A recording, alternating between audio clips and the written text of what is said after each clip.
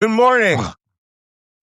If you are watching me eat a cookie, you are seeing Black Man Spy. I'm Malcolm Nance. I am your host for Black Man Spy. I am the actual Black Man Spy. And I am here for day 123 of the U.S. Iran Fighting Again and Again cast. With me is my co-hosts, both of them, Jacob Carsbo, Danish intelligence officer extraordinaire, who had a day off up in Jutland. I don't know what that's like, a day off.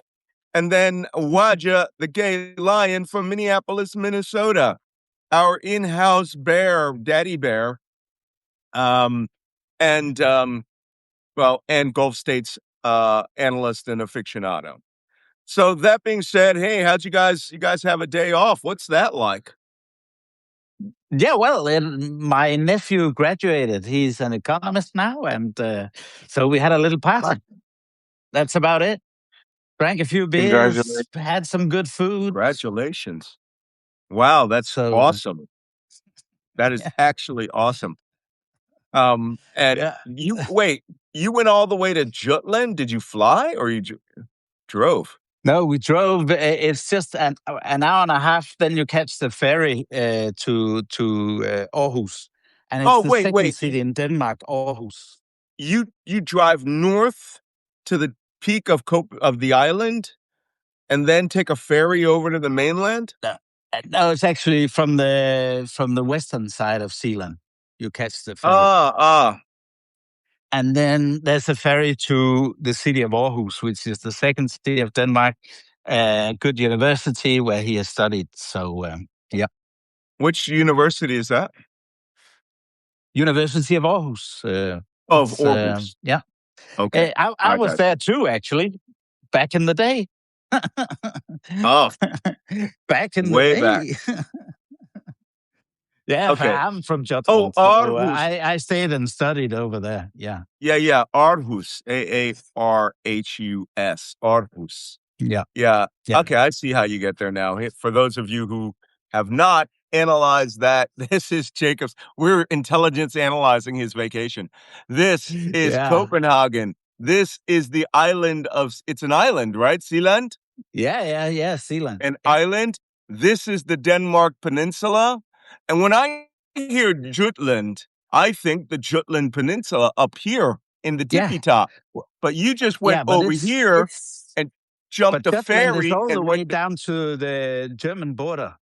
It's Oh, all of it is Jutland, so down the whole to the peninsula. German border. Yeah, Oh, okay, that's cheating. I call that and Denmark. and Aarhus is well. You make your own rules, but like Donald Trump. But if you want to follow Danish rules, this is this is Okay, good, and Aarhus is there midway. so It's you a pleasant city. Yeah, so you went from Copenhagen and you yeah. drove To that all the way over here, No, no, that tip, you see that tip, like a peninsula from Zealand, the northernmost tip. Helsinger. No. Further there, yeah, that's where you catch the ferry across. I was confused because there's no roads. It says there's only cows, and Yeah, but there are actual roads. There right are here, actual roads. Yeah, and there's yeah, a yeah, yeah, ferry that goes from here to here. yeah, yeah. Because that. Okay, all right, I You got can it now.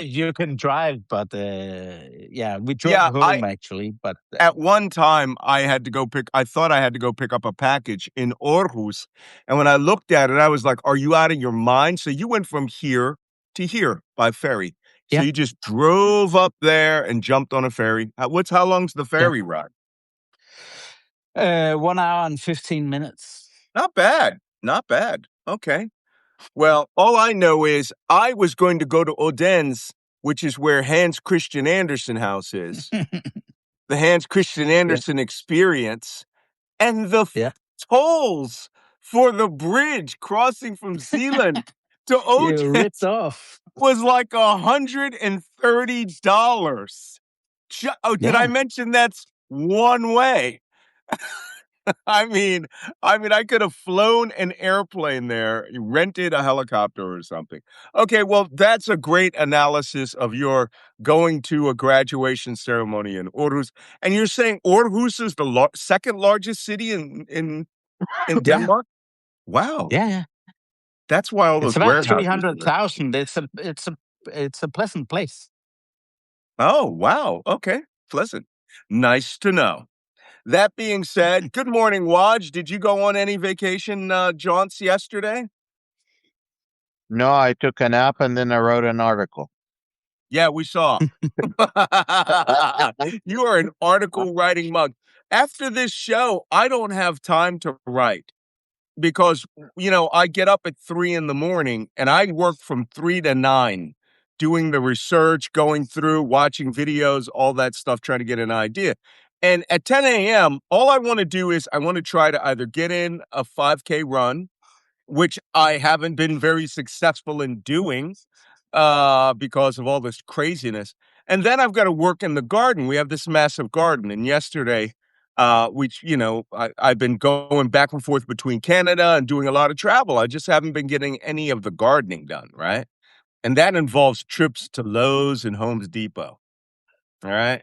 So there's a lot of running around going there. And then I wake up, I finish, it's 12 o'clock and it's 30 degrees Celsius, right? It's 85, 90 degrees Fahrenheit. Yeah, watch out for ticks. We watch out for ticks like nobody's business.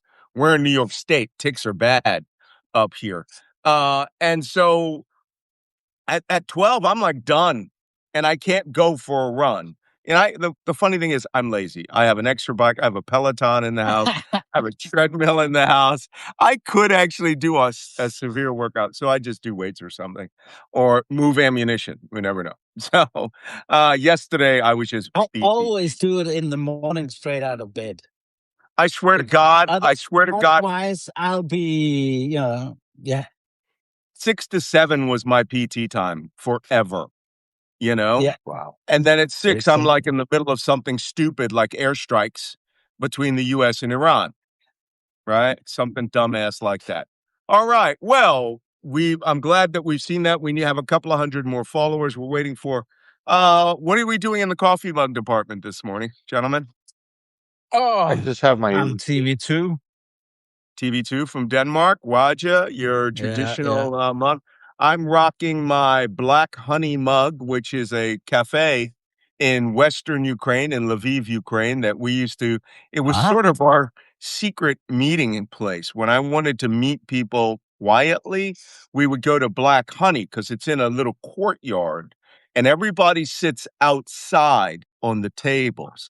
But in the back, there is a tiny little meeting space and when I was working with Ukraine Defense Intelligence, they actually had a hotel with the entire cafe floor was their office. Not joking. And I was like, OPSEC? Do we have any operational security we should be thinking about here? They're like, no problem. All the guys are cleared. And these guys were thinking up crazy things to do because they had displaced from Ukraine, from Kyiv at the beginning of the war. But Black Honey is my spot, right? And it's got my I carried this cup around as part of my gear forever. So I'm sporting double espressos for Black Honey. Mm-mm. Hey, by the way, yesterday, I'll tell you, since we're touching on Ukraine really quickly, yesterday I was going through some of my videos during the war, and I completely forgot that I had, I was on Russian state TV after the Kharkiv counteroffensive. And the Russians went nuts when I posted a video of an artillery piece shooting behind me, which was actually that artillery piece was a symbol of how fast the Russian line collapsed. Where we were sitting at 5 in the morning was the zero line. And then by 11 in the morning, the Russian line had collapsed so thoroughly, artillery moved up 20 kilometers. And we were like, hey, how is artillery here? And they were like, the Russians are running. But one of the things that happened is when I did this video where I go, what now, bitches? Shit's coming down. Yeah. I put it out about a week after the Kharkiv counteroffensive, and the Russians were trying to digest what was going on. And they put it nonstop on Russian state TV. And they were like, look, black NATO officers are running the Ukrainian counteroffensive. And some incredibly stupid things were said in their analysis because it was running every day for weeks on Russian state TV. And one of the things that they put up there was, my favorite was, I am the dogs of war. They said the dogs of war have been let loose from Balakia. And I was like, what? You should have a patch that says that. Oh, no, it gets better than that. So I'm going to show you a photograph since we're waiting for about 20, 30 more. On my rifle, I created this magazine pouch, and it says on it, Nance was here. It's okay to retreat. I'm African American. And that's an inside joke because one of the people on Russian state TV actually said that it's the Americans attacking. There's nothing you can do. You don't want to fight with these NATO officers. And I'm going to show you the actual quote once I find it from Russian state TV. Here's one of them. This was captured by Russian Media Monitor, who's a friend of mine, Julia, whatever. And it says, we can say that Negroes are doing the liberating. Or we can say that Negroes. The Negroes. And if you look at I'm the Negro. All right? The Negro. And if you look at the Russian is a perfect translation of what I said. It's like, what now, bitches? Suka, shit's coming down. And here's the artillery piece behind my head.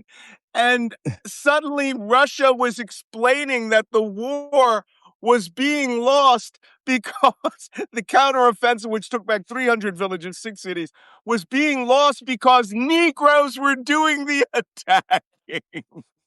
It gets better. It gets better that Negroes were doing the liberating, right? And here's the actual scene from where they say that. We can say that Negroes are doing the liberating. And then it gets better. It gets better. We're only 40 people from starting the show, you guys. So I just thought we'd give you some Ukrainian hilarity here. And they actually accurately translated everything I'm saying. So here's the one where Olga Skabeva, a woman who is called Putin's mouthpiece, says the dogs of war were spotted in Balakilia. And I'm like, I'm the dogs of war? Sweet. But it gets better than this. This is another show where they were fighting about should we fight U.S. NATO officers and Negroes. And this one guy says, it's okay to retreat from African Americans. They were justifying the collapse of the Russian line, technically, because I was there, right? Because I was the only African American on that line. The other two guys who were in the Legion and the woman who were in the Legion had left. And that's why I came up with, I'm sorry, I'm showing some of the images from my time in Ukraine. That's why what I put on my magazine pouch, it's okay to retreat. I'm African American because you are free to pass. You are free to pass if you're a black guy. So Russians are like, oh my God, we are going to retreat. Yes, you can retreat. I give you permission. Russian state television says it's okay to retreat.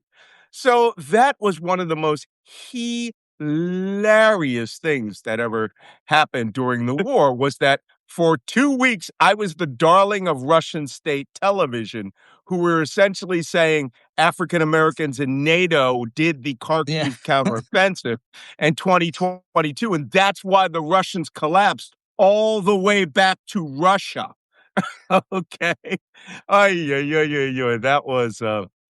That was interesting times. And again, here's the magazine. And there's the magazine. I changed it after I saw the video that says, Nance was here. It's okay to retreat. I'm African American. so, so it makes a lot more sense now. That is that magazine is Oh, that's good. and that weapon, my rifle, Warhammer, has now been converted. I have that magazine pouch. The battalion sent it back to me. But wow. So thanks for those memories, guys. But I thought you would find that hilarious, right? the, the Negroes are on the attack. So one guy had more impact than the largest loss of Russian territory, occupied territory, since the Battle of Kharkiv in World War II. So easily funny. We need to do a show about that, right? The dogs of war. That being said, let's talk about our current dogs of war in Iran and the United States. As you see from the title of this show, the United States and Iran are now entering their third day of exchanging fire. We have had 3 nights where Iran and the United States have attacked each other. That is not technically accurate. First, Iran attacked a bulk carrier called the Ever Lovely. It was a container ship off of northwestern Oman, to make a point that you don't cross through the southern U.S. traffic separation scheme. They hit it with a loitering munition in the bridge. We briefed you on that 2 days ago. The bridge got windows smashed, nobody hurt, and ship was operating as normal, continued on with its mission. You would think the United States would go, okay, that's minor. Nope. Then Donald Trump strikes Iran with 6 aircraft hitting 4 targets, the same 4 targets over and over again. Sirak underground storage facility where drones, boats, and mines are kept. Thank you. On the other side, the Qasem Island radar. And always a storage place or a command and control facility in Bandar Abbas. And I saw a great analysis about this. It's like, you've been striking these places for over 100 days. You think you're actually going to get them? So they hit those. Immediately afterward, Bahrain was attacked by 4 drones, Shahed drones, which were shot down and intercepted by the Bahraini Air Force. Fast forward, yesterday afternoon, after we completed this show yesterday evening, the Iranians struck the Panamanian flag tanker Kiku just northeast of Ras Al Khaimah. That's north of Dubai. Just north of Dubai. And let me get you the actual UK MTO warning about that. They were not playing games. They hit it with another loitering drone and did not have a lot of damage, right? Very small damage. But for some bizarre, strange reason, I thought there was a memorandum of understanding. I thought that there was an agreement that these are not serious strikes. They're not. They're small time, tiny things in order to get people to comply. So here's is this the Kiku? No, this is the one from the day before. This is the UK MTO warning. Yeah. Oh, no, that's the one for Kiku. This Kiku was struck up here, northwest. This is now after it had gone down to moderate risk in the Strait of Hormuz, it's going back to severe risk, which means these things, and like they're trying to do a mass breakout of all of those ships that have been trapped in the Strait of Hormuz. However, most of them do not have major cargoes. And so the oil tankers are loading. The ship that was struck was a very large crude carrier coming from Qatar, right? It was called the Kiku, small drone, no damage. Could have been very bad if it had been a large drone, right? It was northwest of Ras Al Khaimah. So what do you think? Another ship just trying to gain compliance. Donald Trump just decided, by the way, that's the actual report for the Kiku from UK MTO, for those of you who are interested. No, same one. Donald Trump decided that he is going to sustain the Robert Papes escalation ladder, right? Or what I call the circle of stupid, the loop tape of stupid. So instead of letting this go, the United States once again carries out strikes, and we have video. I want to ask you guys a question. We have been seeing this war for over 123 days.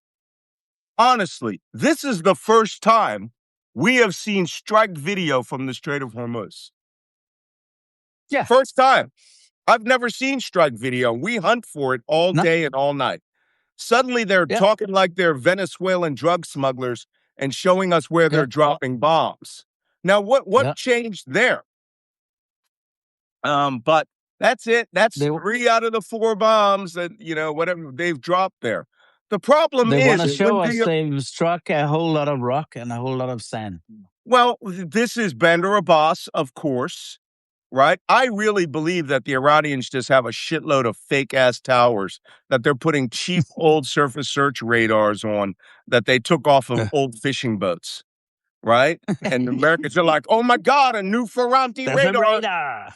Surface search, take it down. Okay. So Iran, understanding that this is now the second time the United States has struck it in 2 days, decided they were going to have something to say about this. So Iran decided they were going to ramp up the effect. Yesterday, it was 4 drones fired at Bahrain, which were quickly shot down. Well, they decided punishment needs to be doled out. So, without me saying anything, what countries were hit? We've all been watching this. What countries were hit by Iran yesterday? And Kuwait. Bahrain and Kuwait. Here are ballistic missiles being launched at Kuwait. Yeah. But nothing at Jordan this time around. No. Kuwait.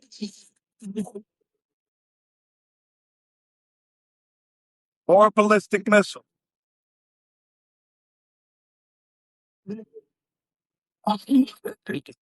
Okay, these ballistic missile attacks went off so quickly. I was watching this all in real time, and this is funny. The Kuwaitis put out no ballistic missile defense alerts right up front. The missiles had already struck. One hit Ali El Salam Air Base yesterday. The Patriots shot down the others.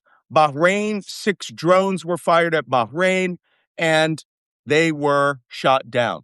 The Iranians weren't trying to hit anything except for Ali Al Salam Air Base, which they did hit, right? Now, you think we would calm the fuck down after that, right? Nope. Trump warns this morning Iran will no longer exist as strikes on U.S. military targets continue. So Trump decided and for newcomers that haven't been watching this for plus 100 days, this might seem shocking, but we have seen this over and over and over again. Yeah, this so at least the Iranians. Is it the 40th time? This is nothing new. Yeah, he's threatened genocide, right?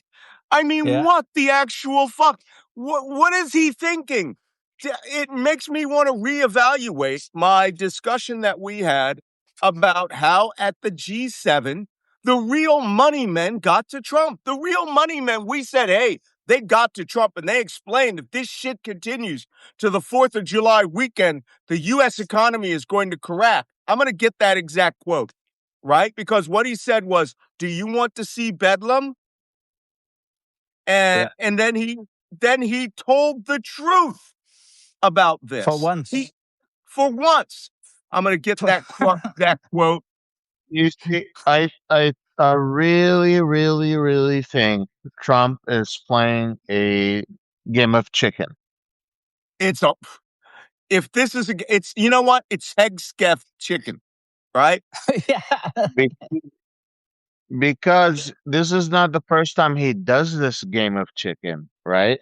But it's Every not time chicken. he goes, I will annihilate. What it is that, what is a game of chicken?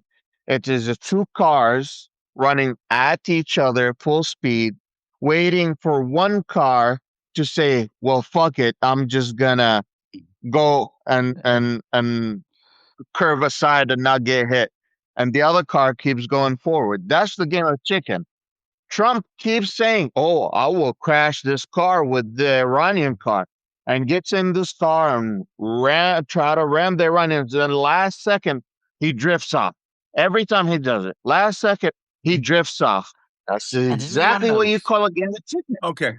Well, you know what? He might be playing Hegseth Chicken, which is who can drink the last shot out of a fifth of tequila, but or gin. By the way, Pete Hegseth says gin is his drink of choice.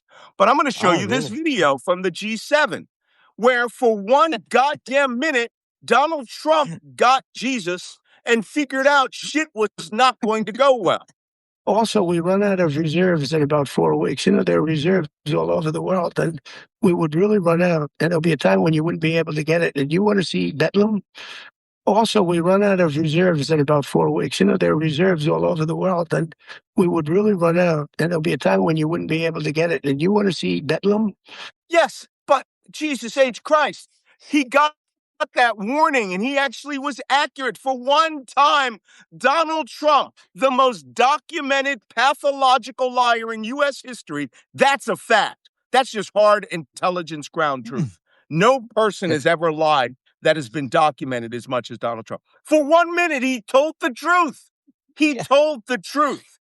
He shocked World us oil all. reserves are running out and they in about 4 weeks, and that would be bedlam. He said that on June 17th. 4 weeks would be July 18th, right? Or thereabouts. And bedlam, which, by the way, was a British asylum for crazy people where, run around bedlam. This guy doesn't seem to understand every day we expend ordnance in the Strait of Hormuz attacking Iran. It pushes the Strait of Hormuz closed. Closed. Yeah. And he's just like, well, I don't care. That story about the last person that talks to Trump is true. And Hegseth is now talking to him. You have to show strength, Mr. President. Boom, boom, boom, boom. Oh, fuck me. And then Jimmy Somebody Gaps comes in. I will You, say, you, Wajeeh, I will say one thing. For me, it's not so much a game of chicken because everyone knows Trump is going to turn away. It's more like a dick measuring contest, where they think, if we bomb away, if we bomb away, we're real. So, yeah. yeah. I mean, like that's also a good comparison. That's a good analogy. Or in the Stormy Daniels, the angry inch. So anyway, Oh, Jesus Christ, first you got to have one to measure, right? And I mean, if you dickless, you're not going to do very well in that contest, right? You can imagine all you want. Trump is not like I had this Irish guy when I was in the Navy who was just a actual amazing character because he was just the funniest guy. He was like, we used to call him the lucky leprechaun. He was the funniest guy, but all he would do is talk about how he had no length, right? But but he was just like, he embraced it. and we all thought he was the funniest guy in the B Dick contest. He actually was, his ego could hold it up. Donald Trump has no cards here. None. Drop bombs. Every damn day you drop a bomb, you push the world towards tank bottom zero. And he's June 17th, he had found Jesus. And now he's like, I don't care. I'm dropping bombs. I have to look strong. Holy cow. Did anybody tell him the 4th of July is next weekend? Wajeeh, we didn't check it. Did anybody check? Can you check the oil price for me really quick? oh, it I'm sure hasn't it's like changed because $50 a barrel, right? So it hasn't changed because the weekend. The WTI is at 69, and Morban is at 66 because it's not weekend over there. OPEC is at 77. but other countries are going to be closed because they're all weekend. Yeah. Yeah. I showed you guys this video. I'm going to give it to you now. It's 2 minutes. I showed you this back in May, and it's the first time we introduced the phrase tank bottom into this analysis, because this guy, I think his name is Chris Martenson, showed this analysis, and we were starting to talk about what the CEO of Exxon and Chevron were saying. They were like, "Whoa, things are going to get bad around July." Can I point out to you, ladies and gentlemen, July is next week. And no matter how you artificially pump up the thing, the U.S. Strategic Petroleum Reserve will run out the second week of July. Zero. So the artificial buoying of the American market is going to run out. And Trump kept thinking, if we get the Strait of Hormuz open by surrendering to Iran, which we essentially did, we gave them everything, oil will suddenly start flowing and we'll avoid that. Well, what I'm seeing from every oil analyst is there's no avoiding tank bottom now. September finished on a global scale crash, right?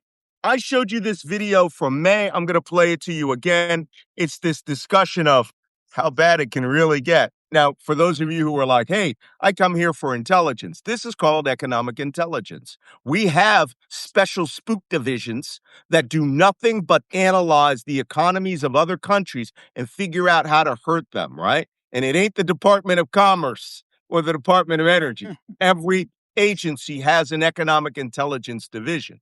And this is pure, raw, really good intelligence. You need to remember that was said. Whoop, let me pull it back a little bit. So, full 10 years of data. And here's 2026, and it is plummeting down. It is now, just this last week, just poked right below this. So it is now the lowest it's been in 10 years. Gasoline inventories in the United States, the lowest they've been in 10 years. Now, why is your gas prices going up? Why do you see $4.29, $4.49, $5, depending on where you live, $7 if you're in California? Why do you see those prices? Because our inventories are dwindling. Why are our inventories dwindling? Because we're sending them all over the world.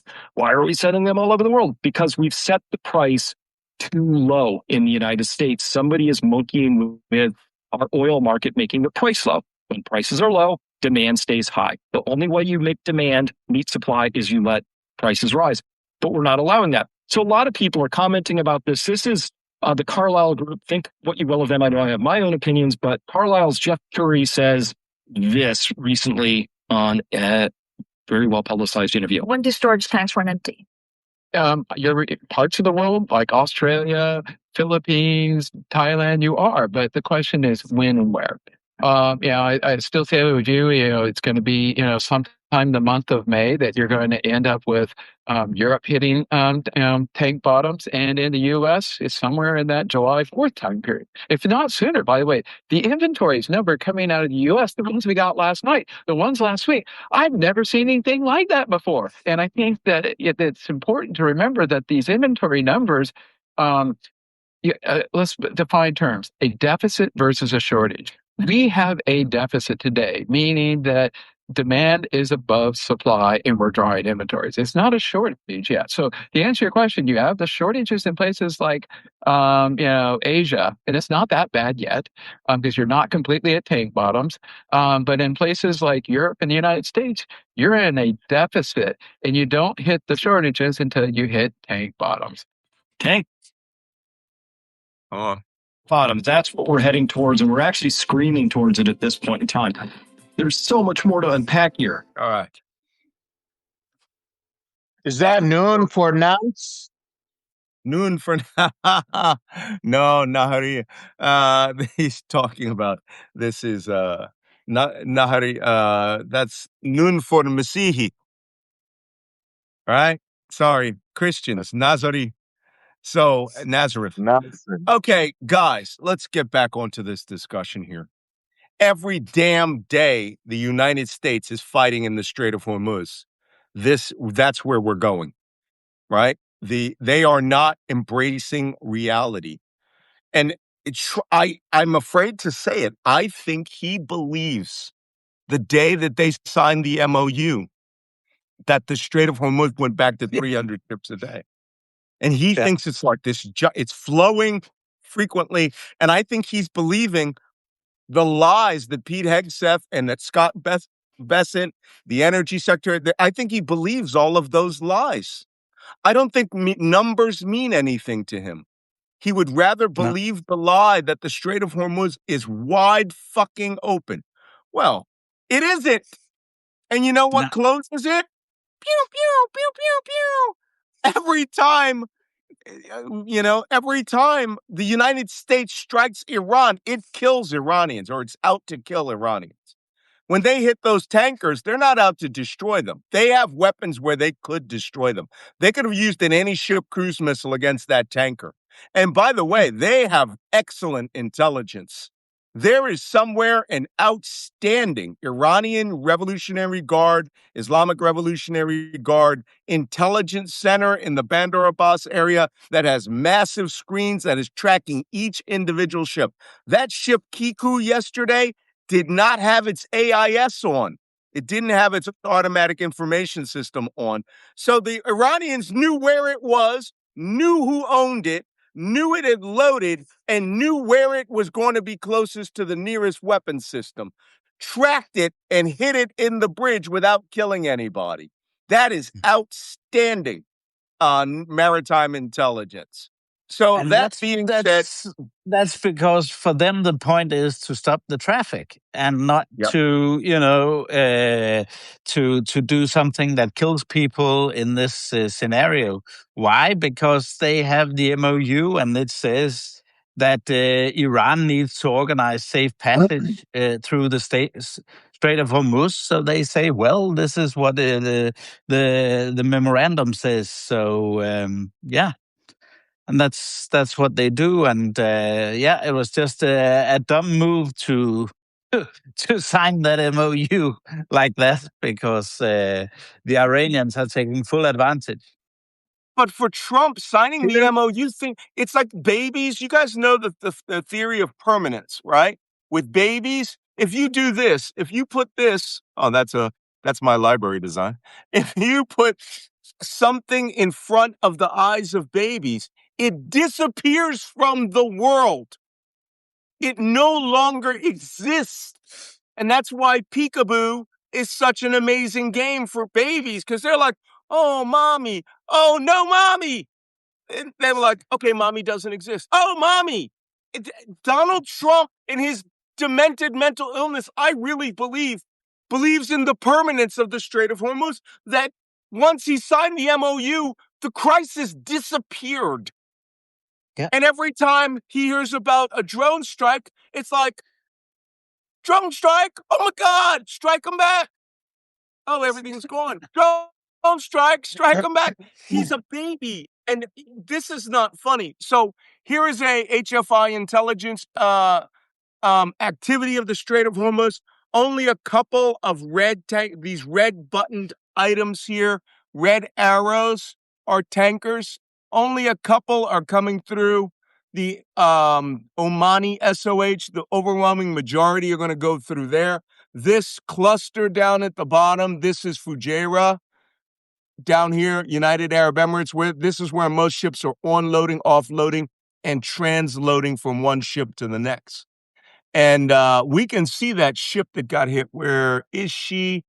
Yekta, Loyalty, Lucky. No, not Lucky Gate. Well, anyway, this is the cluster off of Dubai. So let's watch the traffic from yesterday. If it decides to play for me, there you go. Some are going in. Everybody who looked like they were going to go out diverted north. 1, 2 came through, Nord Victor and Clover. Everybody else, IRGC. Right? A couple have snuck in, but the Iranians don't care if you're coming in.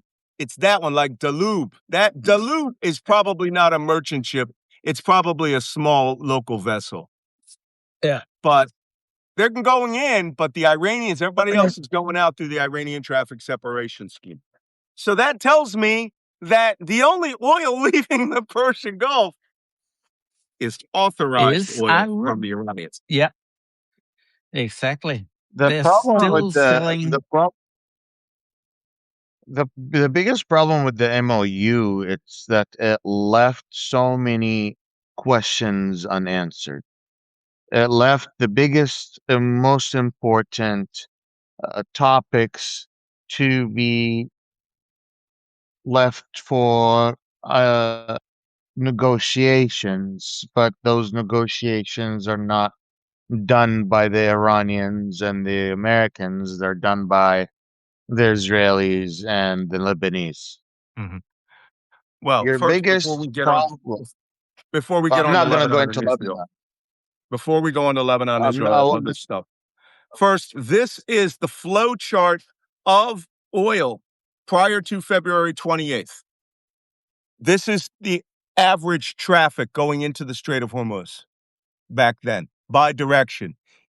West to east carrying oil, east to west going to get oil is blue. Here it was, February 28th, boom, zero. All of these little spikes here, IRGC authorized vessels. We get to here, this is where the Iranians started letting vessels through. We had a spike to 50. We saw that. That's just a few days ago. And then we had that Malcolm, the spike to last 70. move the screen a Whoops, little bit. sorry. There you go. There you That go. was the Yeah. spike to 50. Then we had the spike to 70 2 days ago.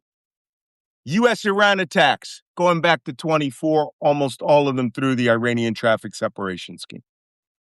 I just do not understand. This man does not understand or give a flip. The global economy is still in the trash. Though that oil is not flowing from the Strait of Hormuz, and the Habshan pipeline, the Yanbu pipeline, is not making up for all of that. Okay. No, That they being can't. said, But that the Iranian foreign minister is traveling around, and he also made a statement saying, I mean, in the MOU we have 30 days to organize the shipping, and we don't accept anyone that interferes with that because it's in the MOU. so they have plenty of time. Yeah. Well, if you guys are wondering why I'm placing so much emphasis on the economic intelligence, it's because this is now impacting every aspect of your life. Even though it looks like gasoline went down, it appears that that itself may be artificial. Trump demanded of the CEOs of the major oil companies to drop their prices a week ago, and he said it. So gasoline would not be over $4 at 4th of July, which is next Friday. Next Friday is the holiday. Friday, Saturday is 3rd and 4th of July. That doesn't mean that they're just going to stay that way. That's just fake.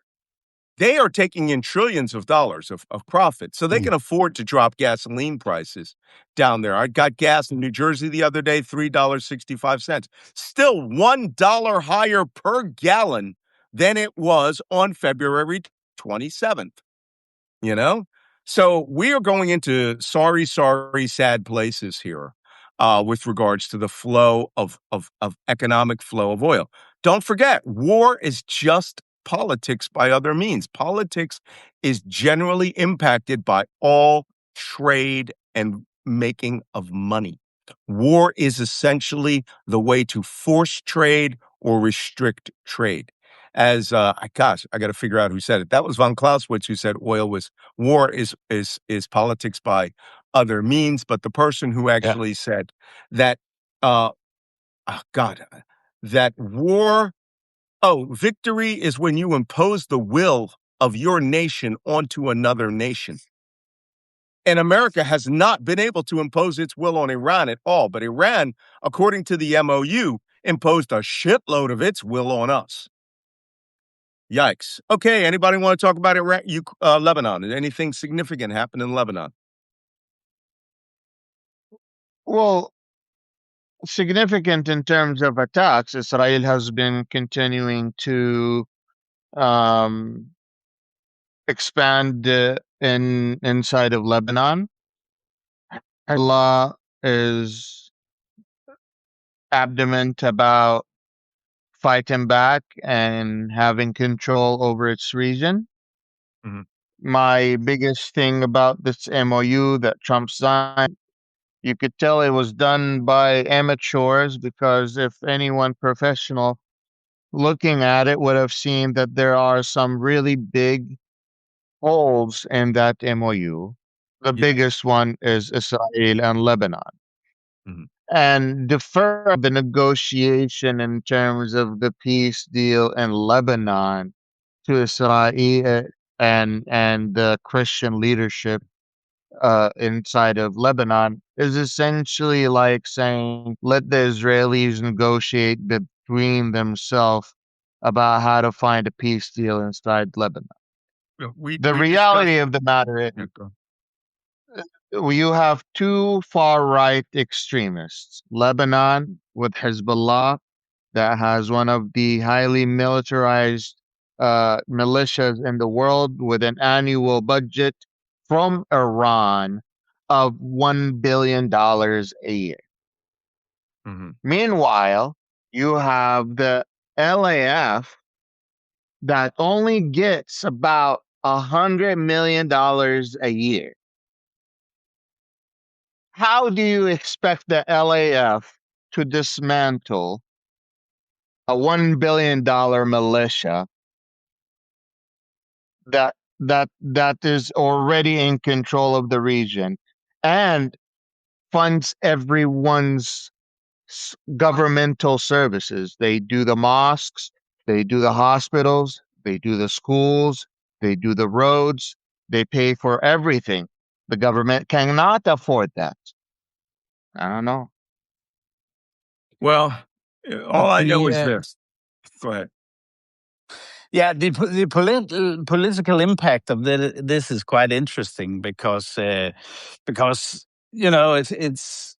surprising still that the current Lebanese government signs a deal that makes them look weak to that extent and puts them in that much of a vulnerable position, because the LAF can't get Hezbollah out of these areas and can't disarm Hezbollah. And that means Israel will stay. And then de facto, they're authorizing that, and Hezbollah will use it to try to gain popularity and traction. Well, they're going to, because one, the Yeah. deal was cut without Hezbollah's involvement at all in Lebanon. We Exactly. discussed this in detail yesterday. I think that people should, if you really want to go into it, go back and watch yesterday's video on Substack, where we went over the deal in detail, in great detail. And there's been no change today on that. But it essentially, the Hezbollah and Iran weren't involved at all. That was one of the questions somebody asked me on Substack. What is Hezbollah's involvement in the ceasefire between Israel, the United States, and Lebanon? Zero. Zero. And I think the strategy is very simple. The United States thinks they're going to do a proxy force by bringing U.S. soldiers to Lebanon and training them for a few months. And they think they're going to launch them at Hezbollah and beat Hezbollah. I was there in 1983 when they did this before with the Lebanese army against the Druze, against the Palestinian terrorists, right? And Israel occupied everything up to Dahia, to Baabda, the southern suburbs of Beirut, around the airport. Israel couldn't do it with their entire army. The U.S. couldn't do it with a few special forces trainers and then giving leadership guidance. We didn't even do airstrikes in support of the Lebanese army, right? No. What makes you think that's going to work now? So this is craziness. It's let's just do cool shit, right?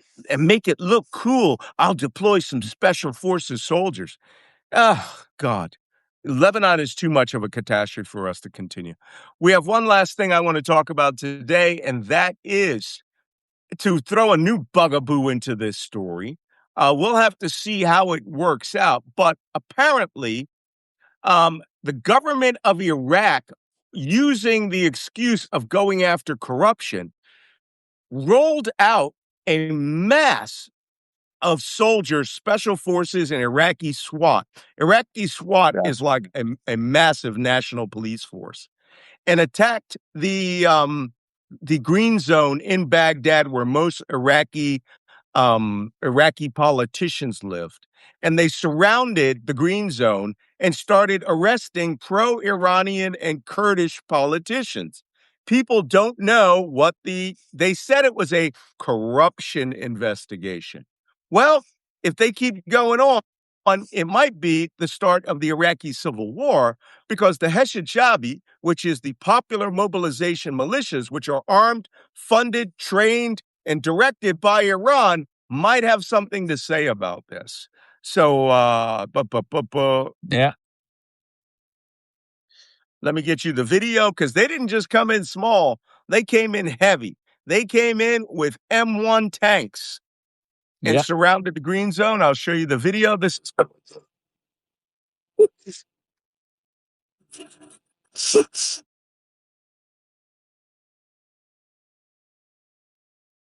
they're bringing in armor.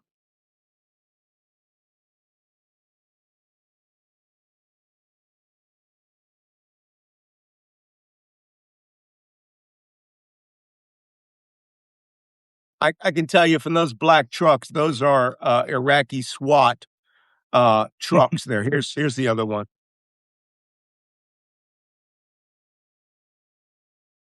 That's a kind of a heavy SWAT.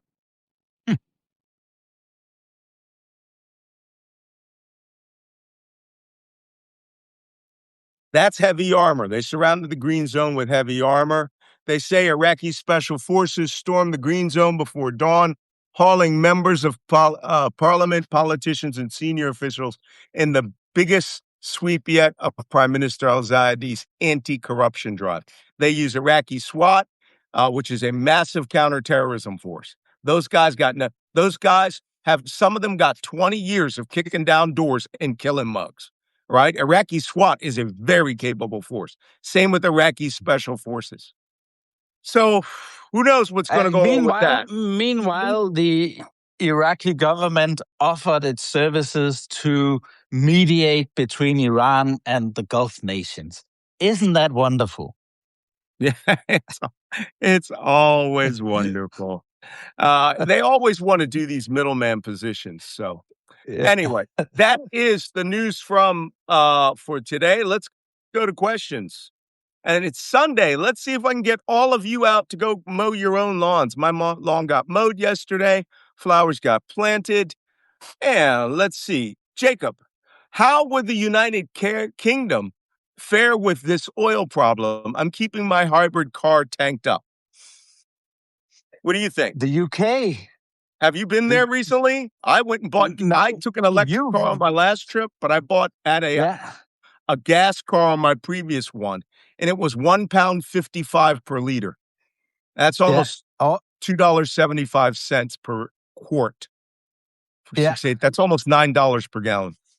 Yeah, I don't know how the UK will cope. Well, all I can say is the UK, since Brexit, has not been part of the EU, so they are left on their own devices, and let's see how they cope. There have been some pretty significant news now. There's going to be a change of prime minister. And the former chief of staff of defense has come out with quite a tough statement about British defense expenditure. So they'll need more funding for defense, regardless of what they do. So that's going to be interesting to see how they handle all that. True. William Williamson III wants to correct us on something. FYI, Anthony Quinn was of Mexican-Irish heritage. I did not know that. And a Mexican-born American. He played Zorba the Greek, but was not Greek. So which character he played in The Messenger, the only authorized film about the Prophet Muhammad, was played by a Mexican-Irish American born in Mexico. Go figure. I thought he was Greek because he was known for Zorba the Greek, right? Great films if you guys can watch that. Somebody said Zahava Malka mentioned the phalangists yesterday. I don't hear about them much anymore. What's their story? This is the Lebanese phalange. These are Maronite Christian militia that took part in the Lebanese Civil War. You know what? Don't believe anything I say about the Lebanese Civil War. I always want to put you to a source that you can really read. Of all the things Thomas Friedman has written, his 500 articles about being in a taxi cab with a guy who taught him all the culture and intelligence he needed, he did write one great book. And everyone in the intelligence community who worked in that region read. It's called From Beirut to Jerusalem. And he talks about how you could buy a car bomb to kill your neighbor. And somebody did that. They built a car bomb and blew up their neighbor's house, killing husband, wife, and children because they didn't pay their back rent. Right? And how you could go to a checkpoint and they would just execute you at a checkpoint. So that is a good book. And that talks about how the Christian phalangists, you went to a wrong checkpoint, you were phalangist, they executed you. You were a Druze, you went to a phalangist checkpoint, they executed you. It was a very tough time in the Lebanese Civil War. Let's move on. Do you think the war in Iran will continue simply because there are too many interests in seeing it escalate? It was mentioned Saudi Arabia needs $80 a barrel. The Trump admin keeps manipulating the market. And now Iran is actually making money from the situation. Well, I don't know. It seems like we're headed straight to a new forever war. Well, Donald Trump seems intent on keeping this going. What do you guys think? Well, there's a big misunderstanding about the Saudi ability of selling oil at $80 a barrel with the Strait of Hormuz being shut down.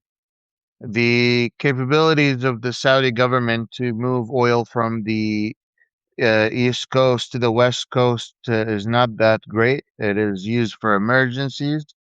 The Iranian military have shown that they are capable of hitting that pipeline.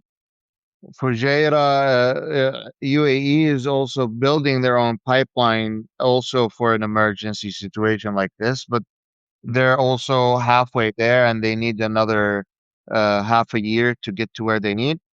The reality of the situation is that even if oil hits $80, if Saudi government cannot move that oil, they can't make that money.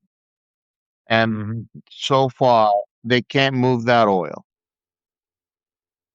Yeah. Yeah, and just Wajeeh, to most of the Saudi Arabian oil fields are in this area here on the East Coast. And what Wajeeh was talking about is the shipment through a pipeline to Yanbu on the Red Sea coast. And how many is that? About 1,000 kilometers?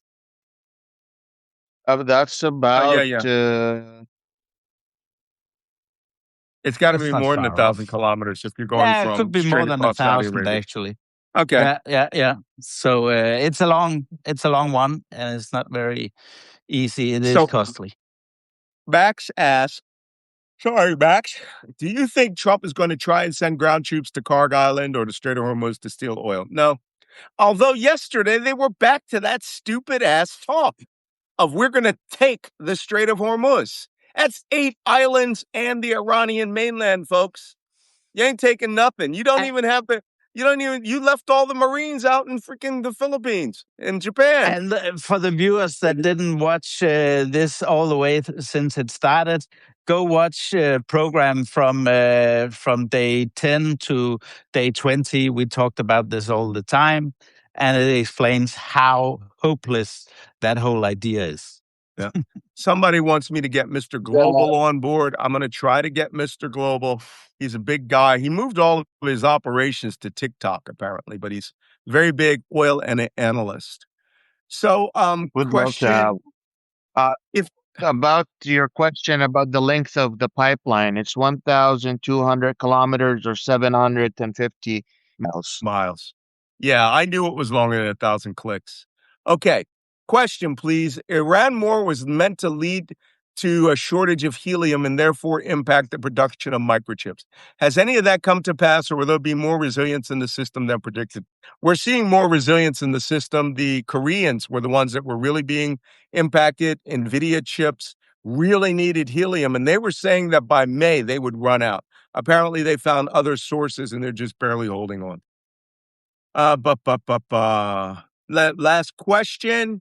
What can the average person do about any of this? Why? You're doing it right now. You're watching the Black Man Spy podcast. You're staying smart. You're getting intelligence where you need it. You can watch Wajeeh's question and answer show. You can watch Jacob's show on Ukraine, which Jacob, we have to do a special on my time in Ukraine, because I watched videos yesterday I hadn't watched since I took them, including my famous Dead Zed video. Dead Zed was a guy our platoon killed who was a navigation marker for 2 weeks. And I quote the movie Pulp Fiction as I'm going by Dead Zed. Zed is dead, baby. So that happening. So thank you for watching this episode of Black Man Spot. These will be up on YouTube. We had a glitch with YouTube. They will be back up on YouTube, and I want to thank you all for coming and seeing what is going on in the world. All of you, stop watching the TV now in their doom scrolling. Go work on your garden. Go cut your grass. Those hydrangeas ain't going to plant themselves. Go play soccer. Canada Go have versus South Africa tonight. Yes. If you're in Europe, go have a glass of wine at noon with your lunch, right? Oh, yeah. The way it's supposed to be. I would like to do that, but I can't until I finish a run. Go for a long run. Play with your dogs. Kiss your wife. What did they say? Play with your wife. Kiss your dogs. All of those things. But thank you for coming. Please, if you can, and I'm asking you from the bottom of my heart. First, let me say thank you, everyone who participated in the car fundraiser for car4ukraine.com. That is still going on, but we raised about 60% of what we needed in one day. So thank you, everybody. There are instructions on how to get your Black Man Spy patch. You get to choose for every 100 euros you donate. I donated 200 because I wanted 2 of my own patches. You cannot buy these patches. They have to send them to you from Ukraine, and they're automatically drop shipped from a company in Kyiv. So I can't get them for you. You have to donate, and then you send them evidence of your donation through a screen cap or something, and they will direct mail those patches to you. The Black Man Spy Team Jedi fundraiser. Last but not least, if you can subscribe to Black Man Spy, it's $7 a month. I am begging you to do that because, one, it sustains a lot of things, and I do give an enormous amount of my money to charities. I just bought Interceptor laptops for laptops for drone interceptor teams that, they're a couple of $1,000 each.